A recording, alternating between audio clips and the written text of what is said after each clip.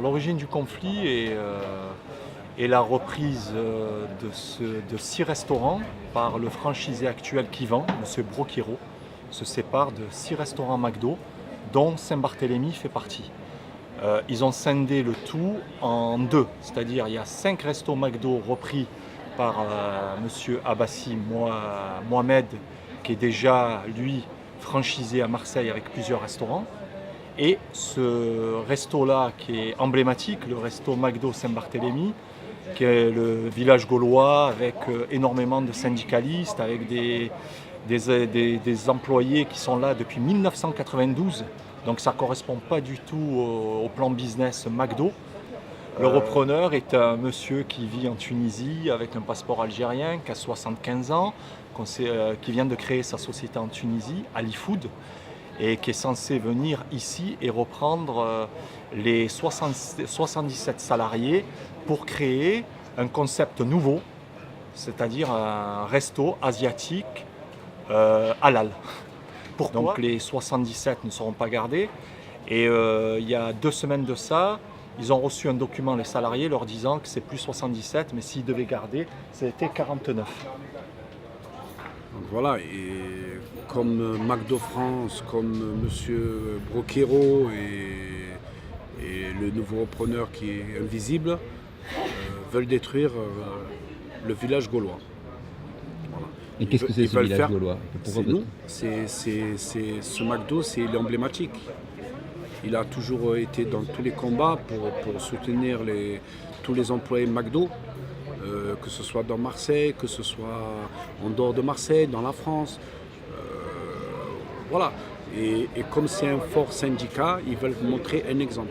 Pour moi, je le vois comme ça. Parce qu'on sait très bien que le 7 au soir, rien n'a été prévu. C'est pas nous qui le disons, c'est la directe. Alors dimanche soir, il y a un scénario à l'américaine, comme dirait l'autre. C'est du Tarantino.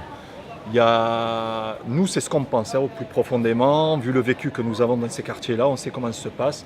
On sait que lorsqu'on veut monter un plan, on s'y prend bien.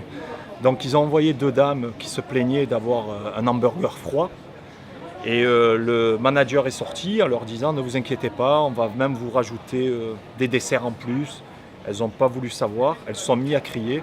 Et comme par hasard, une quinzaine de personnes stationnées juste en face à la pharmacie des Caroli ont débarqué avec des couteaux, des caissons de bouteilles et ont commencé à donner des coups. Il y a 2 employés qui ont été blessés. Il y a 9 employés qui ont été menés aux urgences de l'Aveyran. Il y a des certificats médicaux avec des ITT qui vont de 3 à 7 jours. Voilà. Et on a prévenu hier, lorsqu'on a été reçu en préfecture, on a demandé à ce qu'il y ait un représentant de préfet de police parce qu'on sait que la situation va dégénérer. Donc là, on est dans une situation où on se retrouve, c'est parti très très loin. Notre délégué syndical, notre représentant, nous a demandé, tout à l'heure on était là, il nous a demandé de se mettre sur la terrasse pour qu'on puisse faire un débrief de ce qui va se passer, ce qu'il va avoir et tout ça. Donc nous on s'est tous mis sur la terrasse, on ne s'attendait pas que notre délégué syndical s'enferme.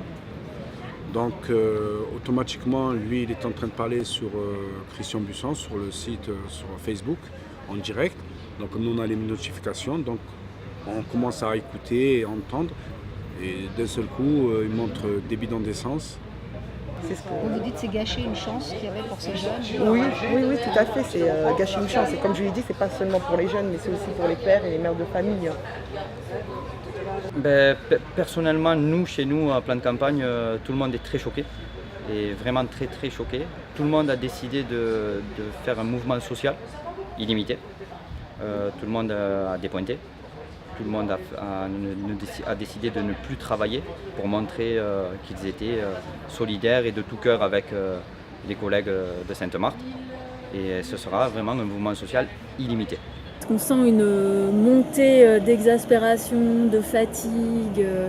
Ils ont été très déçus, les salariés, de perdre au tribunal vendredi. Ils ont reçu un coup puisqu'ils avaient demandé un allongement de procédure. Il faut savoir que la procédure d'information-consultation, tout ce qu'on leur dit sur la reprise du magasin est complètement bidon.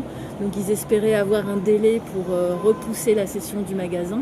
Et puis après, il y a eu l'agression dans la nuit. Hier, j'ai senti qu'ils étaient très fatigués et à bout de nerfs au téléphone. C'est pour ça que c'était important qu'on appelle à la solidarité sur le site ce soir.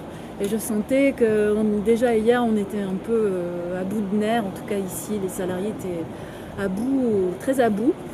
Donc j'étais un petit peu inquiète, effectivement, de ça. Alors on est dans un conflit particulier, c'est une cession de magasin. C'est même pas une procédure normale de plan social où la directe intervient.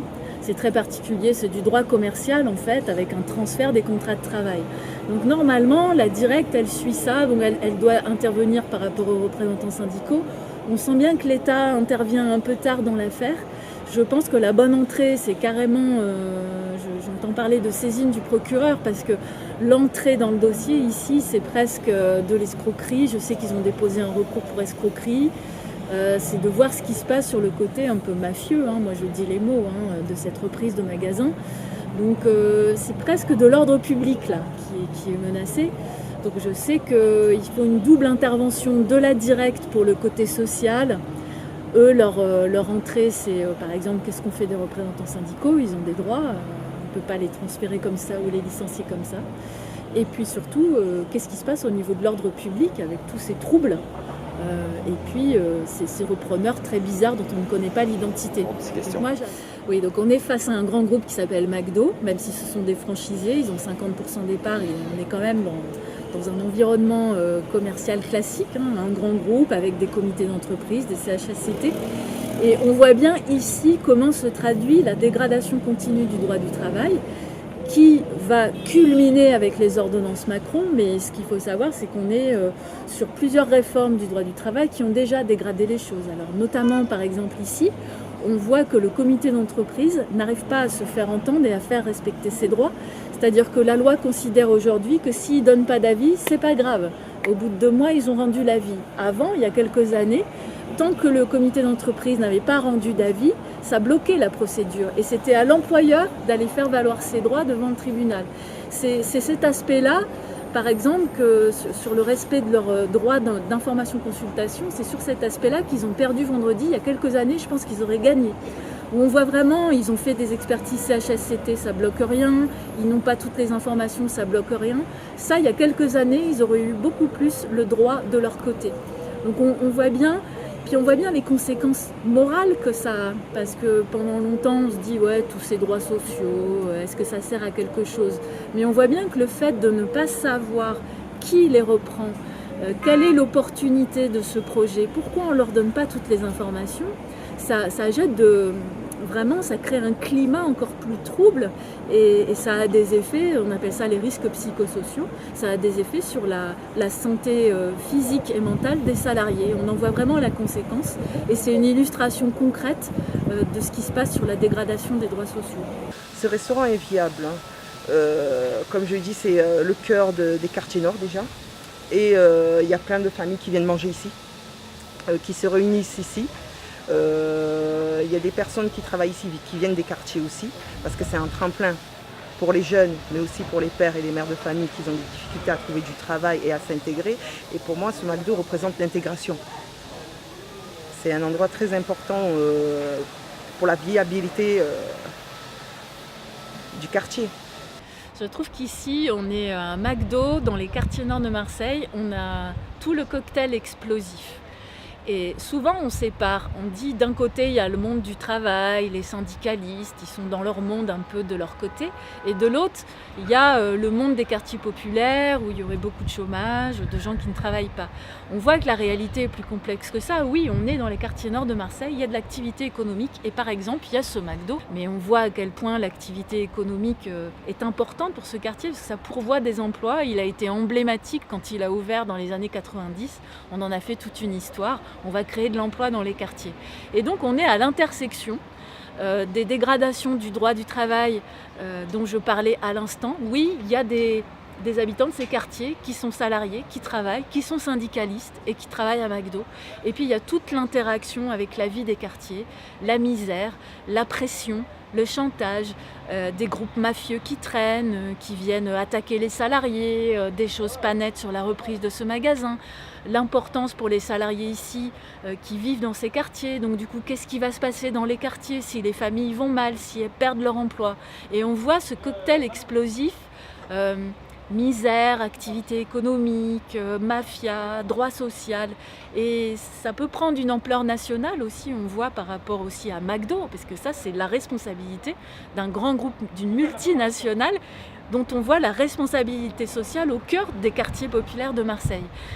Bon, pour moi, je pense pas qu'il y a une sortie parce que je vais partir au chômage. À mon âge, on ne trouve pas de travail facilement. Et j'ai une famille, je suis divorcée, j'ai des enfants. Alors, avec mon petit salaire, j'essaie de survivre. Alors, quand il n'y a pas de salaire, comment on fait? Donc, en tant que députée suppléante, j'ai accompagné Jean-Luc Mélenchon quand on est venu les voir un peu plus officiellement ici il y a quelques jours. Et on a posé la question aux salariés, qu'est-ce que vous attendez de nous? Parce que c'est vrai qu'on est dans une histoire de droit privé, commercial, de cession de magasins. Et ils nous ont bien dit, on attend de vous d'interpeller McDo. C'est pas normal qu'un grand groupe comme McDo ne prenne pas ses responsabilités, ne vienne pas nous voir, ne nous donne pas d'informations sur cette reprise de magasin, ne nous explique pas pourquoi y a cette opération qui est faite aujourd'hui. Donc nous, on a toujours accompagné là, les salariés dans leur lutte, on les soutient. S'il y a des procédures en justice, on les accompagne, on peut les aider à ces occasions-là. Et puis aussi, je pense qu'on est là pour interpeller les pouvoirs publics. On a envoyé des petits mots à la préfecture pour dire attention, prenez soin des salariés, de leurs familles. C'est dangereux ce qui se passe ici dans un contexte trouble. Et puis de jouer notre rôle d'interpeller McDo et de politiser l'affaire, mais dans le sens politisé, dans le sens c'est un problème de pouvoir public et d'interpeller une multinationale et de lui rappeler ses engagements sociaux.